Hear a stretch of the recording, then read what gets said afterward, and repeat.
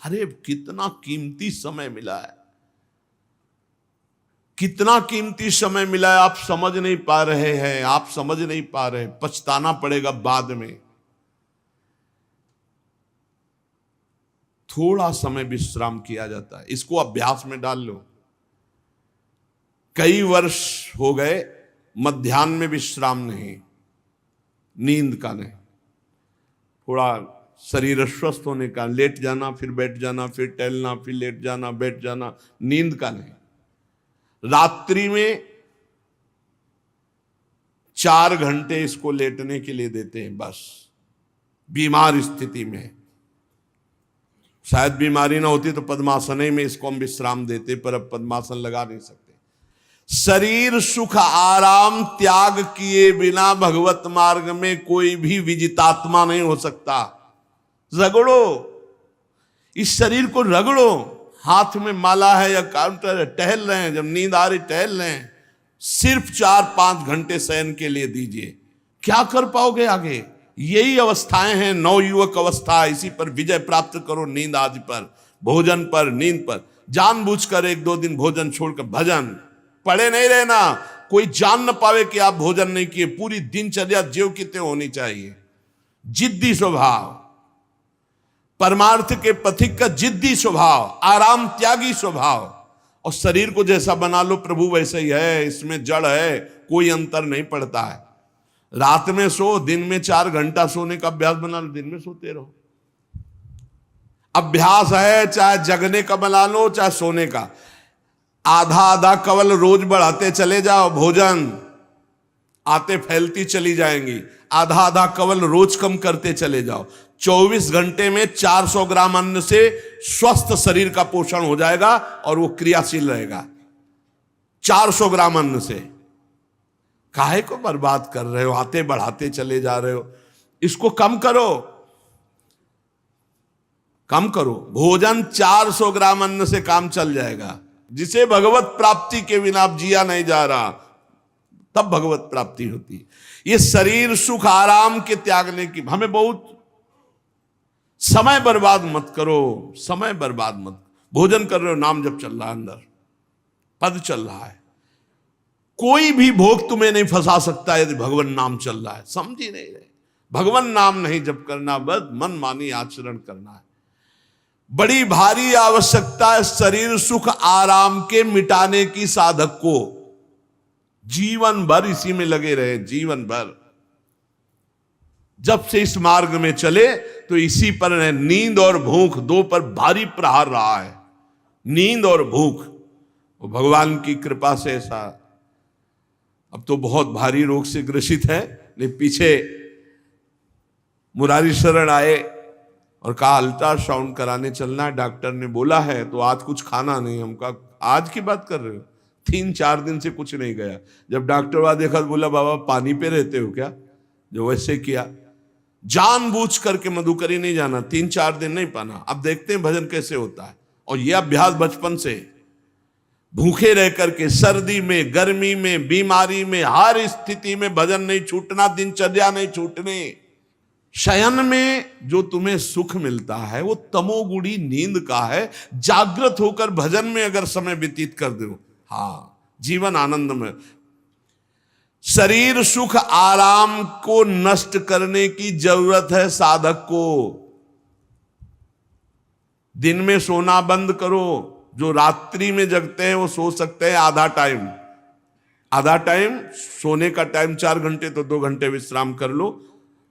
और रात्रि में ऐसी सेवाएं करो कि 1-2 घंटा उसमें विश्राम कर लो, 4 घंटे से काम। और जो रात्रि में चैन से सोते हैं, दिन में मत सो। दिन में टहलो, माला लो और अपने ही कमरे में टहलो, बंद करके कमरा, अपने ही अंदर टहलो, खूब नाम जप करो, मंत्र जप करो। देखो कैसा आनंद आता है कि अरे तेरा समय जा रहा है, पता नहीं आगे कौन सा रोग आ जाएगा, कौन सी घटना घट जाएगी, तू भजन करने लायक रहे या ना रहे। आज भजन कर लेगा तो कल, बता रहे हैं ना, हर समय मन उत्साहित रहता है। तभी हम कह रहे हैं कि भजन करोगे तो मरते दम तक तुम्हारा उत्साह नष्ट नहीं होगा, उत्साह संपन्न। कितना आनंद रहता है, मन से भगवत आराधना शुरू हो जाती है, मन से पाठ शुरू हो जाता है, मन से परिक्रमा शुरू हो जाती है। हमें लगना है, आराम शब्द जीवन में नहीं। सीधी बात समझो, जब तक भगवत प्राप्ति नहीं तब तक आराम नहीं। राम काज कीन्हे बिनु मोहि कहां विश्राम। बिल्कुल जिद्दी स्वभाव बनाना पड़ेगा। शरीर, आलस्य, प्रमाद, भोग, नाना प्रकार की खान पान सामग्री, तो भगवान कहते फिर मेरी प्राप्ति के लिए विजितात्मा बनो। आराम है, राम काज कीन्हे बिनु मोहि कहां विश्राम। समुद्र पार कर रहे, मैनाक जी प्रकट हो गए, थोड़ा विश्राम कर लो। बोले नहीं, राम काज कीन्हे बिनु मोहि कहां विश्राम। मोहि कहां विश्राम। सेवक सुख चाह, मान भिखारी, व्यसनी धन, शुभ गति व्यभिचारी, कभी नहीं। सर्वभूतात्म भूतात्मा, संपूर्ण प्राणियों के साथ आत्मवत व्यवहार करे, सब में मेरा प्रभु विराजमान है। जैसे हमारे किसी शरीर के अंग में चोट लग जाए तो हमें ही लगती है, ऐसे संपूर्ण चराचर जगत में जब हम किसी को दुखी देखे तो हमारा हृदय दुखी हो जाए। कैसे इसके दुख को, इसे सर्वभूतात्म भूतात्मा कहते हैं। जो योगी होता है वो सबको सुख पहुंचाने की चेष्टा करता है, किसी को भी दुखी देखकर उसका हृदय व्याकुल हो जाता है। साधन में स्वाभाविक प्रवृत्ति नहीं होती, लगाना पड़ता है, इसलिए उद्देश्य दृढ़ रखो। अब हमको इसी जन्म में भगवत प्राप्ति करनी है। हम प्रियालाल की शरण में हैं। हमारा एक एक मिनट बड़ा कीमती है। हर मिनट में, हर सेकंड में हमें नाम जप करना है और प्रभु के भरोसे रहना है। कम सोना है, कम खाना है, कम बोलना है। 3 बातें पकड़ो। कम सोना, इसका अभ्यास बना लो। कम खाना, इसका अभ्यास बना लो। और कम बोलना, इसका अभ्यास। ये 3 बातें जीवन में साधक के बिल्कुल सरलता पूर्वक आ जानी चाहिए। मिताहार, मित भाषण और नियमित शयन। शयन से बचो, ये बहुत जहर है। नींद बहुत जहर है। निद्रा आलस प्रमादोत्थम तत्तामस मुदाहृतम।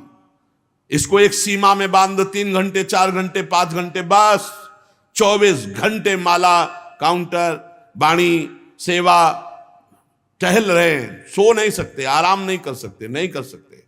ये अभ्यास बनाओ तभी आगे बढ़ पाओगे। सत्संग रोज सुनते हो, देखो तुम्हें जो डांट लगती है, तुम्हें बहुत प्यार करते हैं।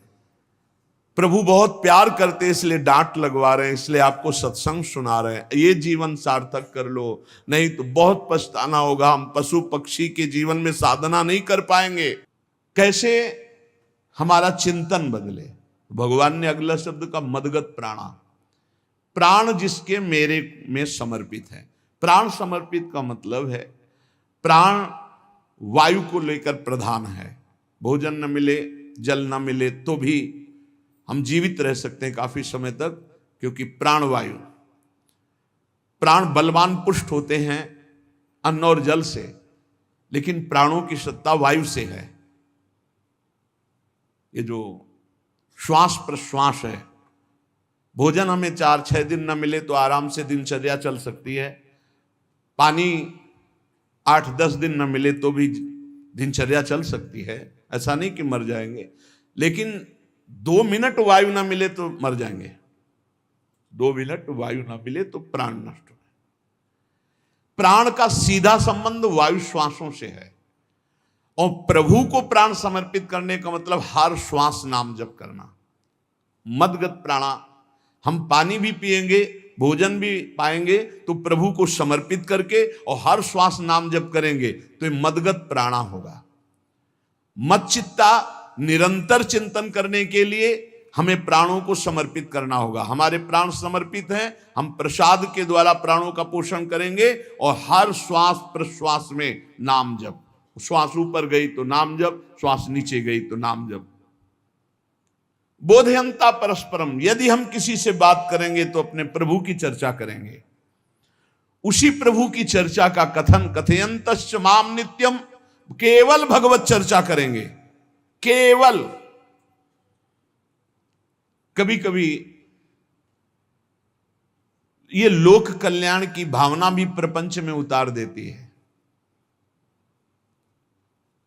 निवेदन है कि यहां कोई लोक वार्ता का प्रश्न लेकर के नावे, एक जगह तो बख्श दो जहां केवल भगवान के संबंध की चर्चा होने दो। श्रीधाम वृंदावन में आप आए हो तो प्रिया प्रीतम की चर्चा का प्रश्न करो, प्रिया प्रीतम की चर्चा सुनो, निहाल हो जाओगे। तुष्यंत च रमंत च, उसी में आनंद और संतोष होता है। भगवत चर्चा हुई और उसी में रमण करे। एक जगह तो रखो जहां तुम केवल प्रभु की चर्चा सुन सकते हो, प्रभु की चर्चा कर सकते हो। प्रपंच का तो बहुत विस्तार है। कथयंत च माम, माम भगवान कह रहे हैं, कथयंत च माम नित्यम तुष्यंत च रमंत च। चलते हैं हम भगवत मार्ग में, फैल जाते हैं फिर दुविधा युक्त संसार प्रपंच में। केवल भगवत चर्चा, कथयंत च माम, भगवान केवल माम, मेरा, प्रियालाल की सिवा और कोई चर्चा नहीं। बार बार बोर्ड लगवा देते हैं, श्यामा श्याम की चर्चा के सिवा यहां कोई चर्चा न की जाए। आपको अगर आशा है कि यहां से कोई काम बनते हैं तो हम पहले आपको बता देते हैं, हम असमर्थ हैं, हमारे में कोई सामर्थ्य नहीं है। हम केवल प्रभु की चर्चा करते हैं, प्रभु का नाम जपते हैं, प्रभु के लिए जीवन है, बस इतनी बात है। जो प्रभु में डूबना चाहता है वो आए, स्वागत है। इसके अलावा ना कोई आशीर्वाद, ना कोई तंत्र मंत्र, ना कोई जंतुर, ना किसी भी तरह की कोई ढांढस वृत्ति बना सकते हैं कि जाओ तुम्हारा ये ठीक हो जाए, तुक्का लग जाए, ठीक हो जाए, तुम्हारे भाग्य की बात है। यहां से कोई चमत्कार नहीं, यहां एक ही चमत्कार है, मलिन मन को श्री भगवान में लगा देना, जीवन को जीवन मुक्त अवस्था में पहुंचा देना। निर्विकारता की स्थिति प्राप्त करने के लिए साधु समागम है। भगवान का आदेश है, यदि मुझे अनुभव करना चाहते हो, इसी जन्म में परमानंद की प्राप्ति करना चाहते हो, तो मय्येव मन आदत्स्व मयि बुद्धिम निवेश है। कैसे करोगे? तो भगवान कह रहे मत चित्ता, मेरे में चित्त लगाओ। चित्त कैसे लगेगा? चूंकि हम प्राणों से बहुत प्यार करते, देह प्राण ते प्रिय कछु नाही, इसलिए भगवान को कहना पड़ा प्राण मेरे को समर्पित करो। कैसे समर्पित करें? जो खाओ पियो भगवान को भोग लगा के, और रात दिन नाम जप में, हर श्वास में भगवत चिंतन। अगर वार्ता करनी तो बोधयंता परस्परम कथयंतश्च माम नित्यम, केवल मेरी चर्चा। बड़ा दुर्लभ हो रहा है, भगवत चर्चा होना बड़ा दुर्लभ हो रहा है। भैया ये सब सुनहु भरत भावी प्रबल, बिलख कहो मुनिनाथ, हानि लाभ जीवन मरण जस अपजस विधिहात। जब कर्मों का फल भोगने का आया तो महात्मा जी, और जब पाप कर्म करने जा रहे थे तो पूछ लेते हमसे कि हम पाप कर्म करने जा रहे हैं, आपकी अनुमति है क्या? तब नहीं, तब किसी ना भगवान की याद की, न गुरु की याद की, मनमानी आचरण किए। तो अब भोग आया है, अब भोग लो, उसको भोगना पड़ेगा, वो यहीं मिलेगा तुम्हें। पति पत्नी परिवार संसार मित्र, इन्हीं में सब कलह अशांति मारपीट नाना प्रकार का। अरे पूछो मत, भगवान के चरणों का जब तक आश्रय नहीं लोगे तो यहां का ये प्रेम विवाह, यहां का प्रेम तुम्हें शांति प्रदान नहीं कर सकता। भगवत भाव रखोगे, हर परिस्थिति को शांति पूर्वक निर्वाह। ये जीवन काटना भी एक कला है। मनुष्य जीवन कोई पशु जीवन नहीं है। अगर अध्यात्म नहीं तो आप इसको जी नहीं सकते, आप इस जीवन को नहीं जी सकते। अशांत रहोगे, क्लेशित रहोगे, परेशान रहोगे। जीवन की कला है द्वंद्वों में समता, संपूर्ण जगत में रहते हुए ममता रहित हो जाना, संपूर्ण क्रियाएं करते हुए अहंकार रहित हो जाना। अभी जीवन मुक्तता का आनंद आ जाए तो मत चित्ता मदगत प्राणा बोधयंता परस्परम कथयंत च माम नित्यम तुष्यंत च रमंत च। हमारा उद्देश्य भगवत प्राप्ति का है। जो भगवत संबंध से भगवत प्राप्ति करना चाहता है उसके लिए दरबार खुला है, फ्री है, कोई फीस नहीं है, कोई शर्त नहीं है। तुम कौन हो, कहां के हो, कोई मतलब नहीं। आपका केवल संबंध भगवान के संबंध से वार्ता होगी तो यहां हो सकती है। इसलिए सावधानी होकर हमारे समय को निरर्थक ना किया जाए। बहुत कीमती समय, जब प्रश्न होता है तो फिर उस पर चर्चा करनी ही होती है। हमें सिर्फ भगवान का आदेश है, कथयंतश्च माम नित्यम तुष्यंत च रमन्ति च। उसी में संतोष करना, उसी में रमण करना है। हमारा भरण पोषण श्री प्रिया जी से होता है, किसी व्यक्ति से नहीं होता है। हमारे यहां श्री श्यामा श्याम विराजमान है, उनका पूरा जगत है। तुम्हारी बुद्धि में मेड़ है, भेदभाव है, उनके लिए भेदभाव नहीं। सब मम प्रिय, सब मम उपजाए, तो हम अपने स्वामी के अनुसार चलेंगे। सब मेरे प्राणनाथ श्यामा श्याम के जन है, कोई भी हो, इतना ना छोटा ना इतना बड़ा, ना इतना प्रिय ना इतना अप्रिय, सब बराबर है। एक तरफ चाहे गुणात्मा, गुण से युक्त महात्मा, और एक चाहे दुरात्मा, दुर्गुणों से युक्त, दोनों को ऐसे दुलार करके श्री जी की तरफ बढ़ाने वाला मार्ग, ये मार्ग यहाँ का है। कथयंत च माम नित्यम तुष्यंत च रमंत च तेषाम सतत युक्ता नाम भजताम प्रीति पूर्वकम। जो सतत प्रेम पूर्वक मेरा भजन करता है, भगवान कह रहे ददामि बुद्धि योगम तम, उसकी बुद्धि का योग मैं करा देता हूं। ये खास बात हुई, लगाने की चेष्टा हमने की मन बुद्धि को, और भगवान आकर मन बुद्धि में विराजमान हो गए।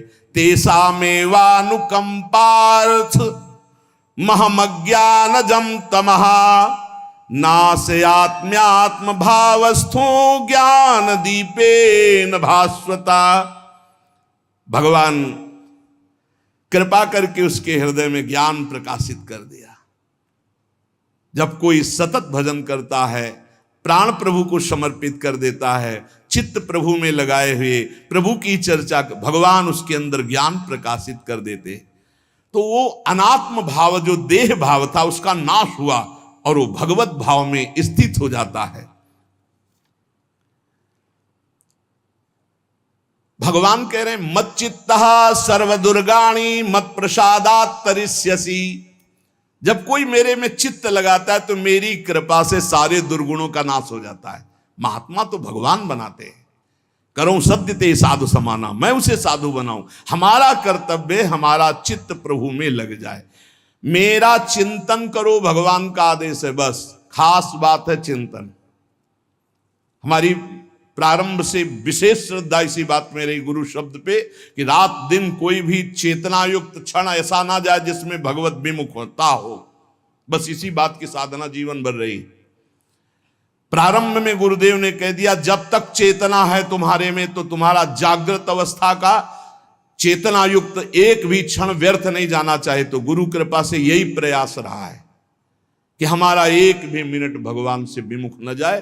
पूर्व में ऐसी स्वभाव वृत्ति बनाई थी कि लोगों को ये शंका होती थी कि ये बोल पाते हैं कि नहीं बोल पाते हैं, अर्थात इनके वाणी है कि नहीं है, मूक मौन, जटाओं का बोझा, एक वस्त्र, बस शांत।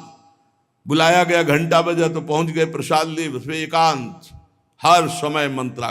कथा में बैठे हैं, अनुकूल वचन आया तो सुन लिया, नहीं पूरा का पूरा सत्संग ऐसे ही चला गया। हमारा मंत्र चल रहा है, एक क्षण भी मंत्र से बिलग नहीं।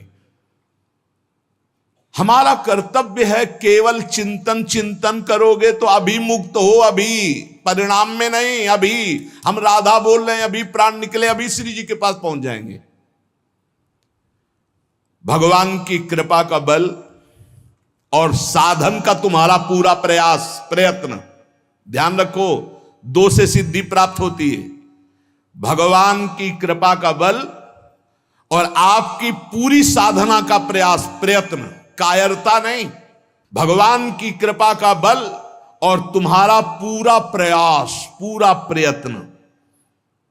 देखो भगवान की दर्शन वृत्ति हृदय में जागृत हुई ध्रुव जी के पद को लेकर, कामना को लेकर। मैं भगवान का साक्षात्कार करूंगा, उनसे वरदान मांगूंगा कि मुझे सबसे श्रेष्ठ पदवी की प्राप्ति हो। चले, भगवान नारद जी मिले। पहला प्रलोभन, चलो अभी तुम्हें इस सम्राट पद पर नकार दिया। फिर भय, सांप हैं, बीछी हैं, जंगल के बड़े, और फिर यक्ष राक्षस, न जाने कौन कौन है। तुम अभी बालक हो, तुम्हें खा जाएंगे, तुम क्या तपस्या करोगे, क्या भजन। नहीं, इससे भी नहीं टिके। कुछ भी हो, कदम वापस नहीं जाएंगे, अब तो हरि की प्राप्ति। तो गुरु मंत्र दे दिया। 6 महीने बहुत ही देह भाव रहित होकर उच्च कोटि की साधना की। बालक होने पर यही मथुरा में, मधुपुरी में देह भाव रहित होकर के, क्योंकि जंगल में ऐसे ऐसे मच्छर बड़े बड़े ना, एक मच्छर मारे तो पूरा होश खराब हो जाए, पूरी चेतना जागृत। तो उस 5 वर्ष के राजकुमार के शरीर में कितने मच्छर चिपके रहे होंगे, क्या क्या भयावह। हमने तो सैनपुर में देखा, आसन लगाए बैठे, काला नाग सांप ऐसे फुसकार रहा है।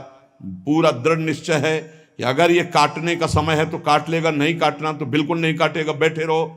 वो ऐसे पास से निकल गए, छाती से भी निकल गए हैं। निश्चय कि अगर काटना काट। सैकड़ों बिच्छू, कभी ऐसे डंक नहीं मारा। और अगर काटना और मारना हो ना तो बढ़िया महल में बैठे हो तो वहां जाके काट लेंगे। ध्रुव जी अपनी निष्ठा से कभी नहीं विचलित हुए।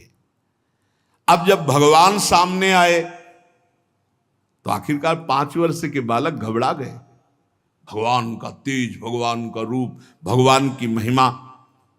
भगवान मुस्कुराए, कृपा दृष्टि से देखे, बल मिला, भगवान को देख पा रहे हैं। अब मन में आया कि मैं स्तुति कैसे करूं, क्योंकि कोई ज्ञान तो है नहीं। भजन किया, भगवान की प्राप्ति हो रही, लेकिन अब कोई ऐसा ज्ञान तो है नहीं जिससे भगवान का स्तवन करे।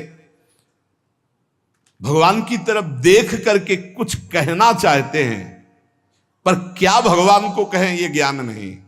तो भगवान ने अपने ज्ञान स्वरूप शंख का ध्रुव जी के कपोल पे स्पर्श करा दिया। जो भगवान कह रहे, ज्ञान तो मेरी कृपा से होता है। अभी पीछे इस श्लोक में भगवान ने कहा, तेसा मेवानुकंपार्थो महमक ज्ञानजम तमः नाशयाम्यात्म भावस्थो। अनात्म भाव का ये जो आत्मस्वरूप अनात्म देह में भाव आ गया है, इसके नाश का जो ज्ञान होता है ये भगवान की कृपा से होता है। जे भी संग छुआया दिव्य ज्ञान और भगवान की दिव्य स्तुति की। तो ये देखा जाता है कि भगवान की कृपा से ही साधक में दिव्यता आती है, दिव्य ज्ञान आते हैं। पर प्रयत्न अपना होना चाहिए। प्रयत्न था तभी तपस्या में आए, नहीं तो प्रलोभन में फंस जाते या भय में डर जाते। ना प्रलोभन में फंसे चक्रवर्ती सम्राट पद देने पर, और ना भय में फंसे कि सांप बिच्छी और सिंह खा जाएगा, इससे भयभीत नहीं हुए। और प्रयत्न इतनी जोर का किया, आप भागवत में पढ़ लीजिए, देह भाव रहित होकर कितना कठोर तप, 6 महीने में भगवत साक्षात्कार। आत्मबल, भगवत कृपा बल। ये मन है बहुत डराता है, कैसे जिएंगे, बुढ़ापे में कौन सेवा करेगा, क्या दुनिया का प्रपंच खड़ा कर देता है। इसको इसी ज्ञान से काटो, भगवान है ना, भगवान सब करेंगे। भगवान के लिए हमने जीवन दिया है, ये जीवन भगवान के लिए हार। अरे दिव्य हो जाओगे, रिद्धियां सिद्धियां हाथ जोड़े खड़ी रहेंगी। भगवान जानते हो क्या भगवान है। हम एक बार भगवान के नाम पर अपने आप को न्यौछावर तो करके देखें, पर यह अहंकारी जीव मानता नहीं है। ये अहंकार का बल लिए रहता है। आसुरी प्रकृति है ये अहंकार। अहंकारम बलम दर्पम कामम क्रोधम च संश्रिताः। जिसके अंदर ये आसुरी प्रवृत्ति अहंकार होता है, उसमें काम क्रोध लोभ ये भरपूर होते हैं। कहां से भगवत प्राप्ति हो। जहां ये दुश्मन रहते हैं वो घर तो तुमने सुरक्षित दे रखा है दुश्मनों को। आसुरी प्रकृति को तुमने, अहंकार को अपना स्वामित्व दे रखा है। मैं वो अहंकार जिसके साथ प्रकृति लगती है। जब अहंकार और बढ़ जाता है तो ईश्वरोहम अहम भोगी सिद्धोहम बलवान सुखी। तरंग से समुद्र नहीं होता, समुद्र से तरंग होती है। हम जितने भी हैं सब तरंग हैं उस परमात्मा की। वायु विकार नष्ट हुआ, समुद्र में ही लीन हो गए, ये बात है। लेकिन एक तरंग समुद्र नहीं पैदा कर सकती। एक सूर्य चमक रहा, कोई बंद के सूर्य दूसरा चमक के दिखाए। बहुत सावधानी से उपासना करो। ये अहंकार, भगवान कह रहे हैं, भगवान ये जो अहंकारम बलम दर्पम कामम क्रोधम च संश्रिताः, इस अहंकार को नहीं मिटाया तो ये अनुभव कराने लगता है और 4 बोलने लगते हैं कि आप तो भगवान हैं। तो धर्म सम्राट करपात्री जी, इतने सिद्ध महापुरुष, और विश्वेश्वर विश्वनाथ जी की स्थापना करके रात दिन आराधना, काशी में बड़े बड़े सिद्ध महापुरुष भगवान शिव की आराधना करते, बड़े बड़े सिद्ध महापुरुष भगवती अम्बा की आराधना करते। ये कौन सा ज्ञान प्रकट हो जाता है जो भगवत स्वरूपों का अपमान होने लगता है। मुझे यही समझ में नहीं आता। गुरु रूप से हमें शास्त्र के आचरण देने आए, मनमानी भ्रष्टाचार सिखाने नहीं आए। आज तक कभी कहीं भी भगवत स्वरूपों का अपमान महापुरुषों द्वारा नहीं हुआ। महापुरुष और भगवान में अंतर नहीं, पक्का मुझे विश्वास, हम तो चराचर जगत को भगवत स्वरूप मानते हैं, लेकिन आचरण कराने के लिए आचार्य गुरुदेव जैसे चले हैं वैसे ही चलना होता है। सदैव संतों ने अपने को अधम और तुच्छ और नीच कहा है। हनुमान जी जैसा कोई ज्ञानी, महाबली, कोई त्यागी, कोई ब्रह्मचारी, बैरागी, हनुमान जी जैसा कोई त्रिभुवन में द्वितीय हुआ हो तो बता दो। अतुलित बलधामम हेम शैलाभदेहम दनुजवन कृशानुम ज्ञानिनाम अग्रगण्यम। अरे जय गिर चरण दे हनुमंता चले उसगा पाताल तुरंता, हजार हजार को पकड़ के कछु मारिस कछु मर्दिस कछु मिले से धर धूरी। अब विभीषण जी से कैसे परिचय बता रहे, प्रात ले जो नाम हमारा तेहि दिन ताहि ना मिले आहारा, असमय अधम सखा सुनु मोहु पर रघुबीर। क्या दैन्यता का स्वरूप हनुमान जी महाराज। भगवान से जब हनुमान जी मिल रहे तब उनसे प्रभु आप पूछ रहे हो कि तू नाथ एक मैं मंद मोह बस, ज्ञानी नाम अग्रगण्यम, एक मैं मंद मोह बस, कुटिल हृदय अज्ञान, पुनि प्रभु मोहि विसारेऊ, दीन बंधु भगवान। जय प्रणतारित भंजन, चरणों में लौट गए हनुमान जी महाराज। सबरी जी भगवान सामने बैठकर स्तुति करते हैं। जो नवधा भक्ति है वो उपदेश नहीं है, सबरी जी की स्तुति है। ये सब भक्ति सबरी जी में विराजमान, क्योंकि उसी समय सबरी जी भगवत धाम जाती है तो उपदेश तो उसको दिया जाता है जो आचरण में उतारे। सबरी जी तो सिद्ध महापुरुष अभी भगवत धाम जा रही भगवान के सामने ही। वो क्या कहती, अधम ते अधम अधम अति नारी, तीन मह में मति मंद अघार। हरिवंश महाप्रभु, क्वाहम तुच्छ परम अधम प्राण्य हो गर्ह कर्मा, यत्तन्नाम स्फुरति महिमा हरेश वृंदावनस्य। इन सब बड़े बड़े आचार्य महापुरुषों ने भगवान की दास्ता स्वीकार करके जीवन अर्पित करके आचरण करके दिखाए। जहां ये आसुरी अहंकार होता है तो ईश्वरोहम महम भोगी सिद्धोहम बलवान, ये सिद्धावस्था नहीं है, ये तमोगुणी आसुरी अहंकार का परिणाम है जो ये दिखाई देता है भगवत स्वरूपों का अपमान करके। नहीं, यद्यपि अभेद है वो महापुरुष शिव और वो अभेद है, पर आचरण जब करेगा तो स्वामी और सेवक का करेगा। काशी नगरी सिद्धों की नगरी है, ज्ञानियों की।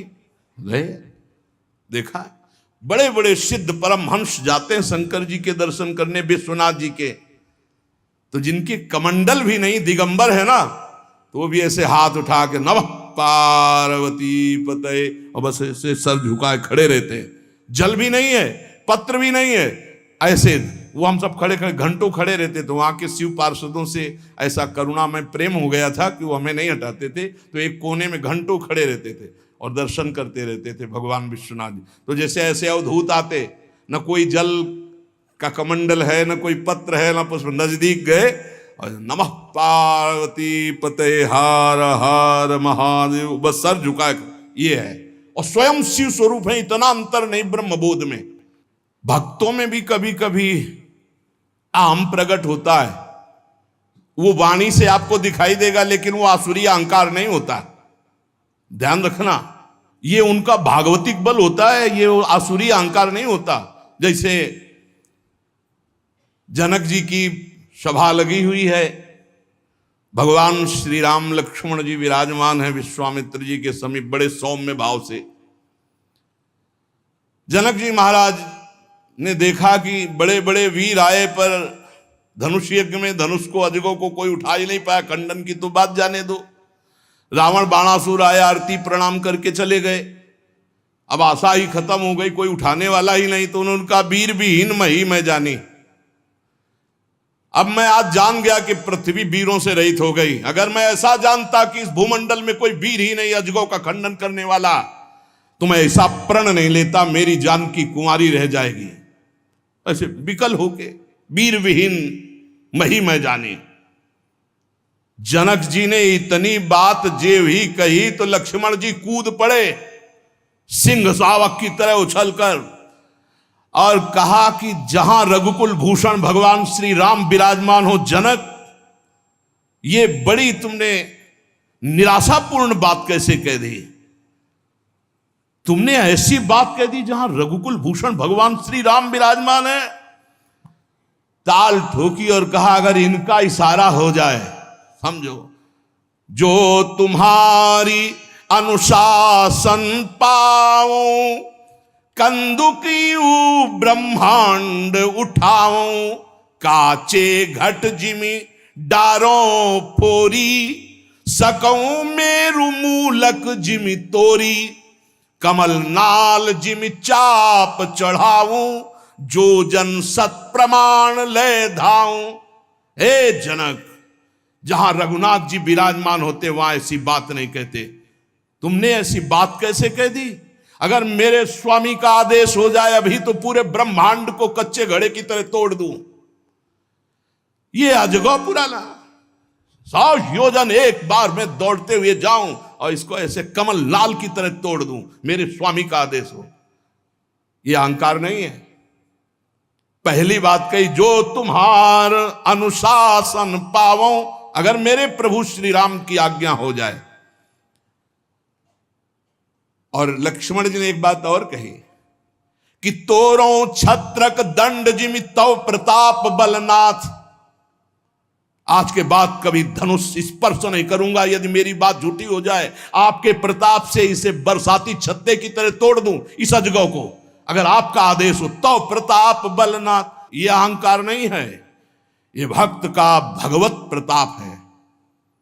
दशानंद कह रहा है, अरे मुझे क्या भय, तेरी सभा में अगर कोई वीर हो तो मेरा पैर उठा दे, मैं राम जी का एक छोटा सा सेवक हूं। तू मेरे प्रभु को बार बार मनुष्य कह रहा है, मैं जिनका सेवक हूं। तेरी सभा में तू जो अपने सभा बलों के बल पर बलवान होकर कहता है कि ये सब आहार है, तो मैं उनका एक छोटा सा दूत हूं। अगर कोई मेरा पैर उठा दे तो जानकी जी को राम जी हार जाएंगे, वापस चले जाएंगे।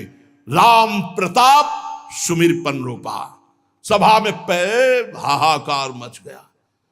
जब स्वयं दशानन उठा तो मारा घूसा, 4 मुकुट राम जी के चरणों में गए। राम जी के चरणों में झुक, तब तेर बचेगा, मेरे चरणों में झुकने से नहीं। कोई उठा नहीं पाया। ये अंगत का अहंकार नहीं, ये भक्त का भगवत प्रताप होता है। राम प्रताप सुमेरी परण रूपा। राम प्रताप हरिवंश प्रताप जानत है, हरिवंश प्रबोध प्रमाणत है, हरिवंश सर्वस्व है तिनके, सुख संपत्ति दंपति जो जिनके। लक्ष्मण जी कह रहे, सकऊं मेरु मूलक जिमि तोरी, जैसे मूली तोड़ दिया जाता 4 लाख योजन का सोने का पहाड़ सुमेरु, वैसे उखाड़ के तोड़ के फेंक दूं। भगवान अपार सामर्थ्यशाली, और जो भगवान में चित्त जोड़े अपार सामर्थ्यशाली।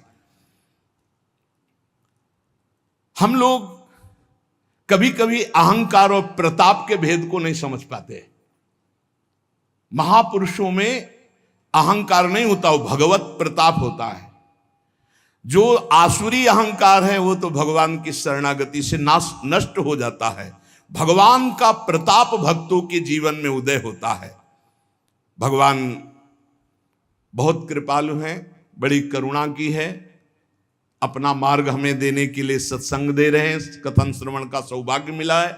इसी जन्म में हमें भगवत प्राप्ति करनी है। अपार बलशाली माया को परास्त करने का बल केवल भगवान की कृपा से प्राप्त होता है। इसलिए नाम जप करो, भगवत लीला गायन गुणगान करो और भगवान से प्रार्थना करो कि मेरा अहंकार आपके चरणों में समर्पित हो जाए। सारा दोष इसी अहंकार का है। ये संस्कृति मूल शूल प्रद नाना, सकल शोकदायक अभिमाना, ताते करें कृपा निधि दूरी, सेवक पर ममता अति भूरी। हमारे ऊपर बहुत प्यार है प्रभु का, हम उस प्यार के बल से अहंकार को प्रभु के चरणों में समर्पित करके इसी जन्म में जीवन मुक्त हो जाए। शेष चर्चा आगे। श्री राधा वल्लभ लाल की जय।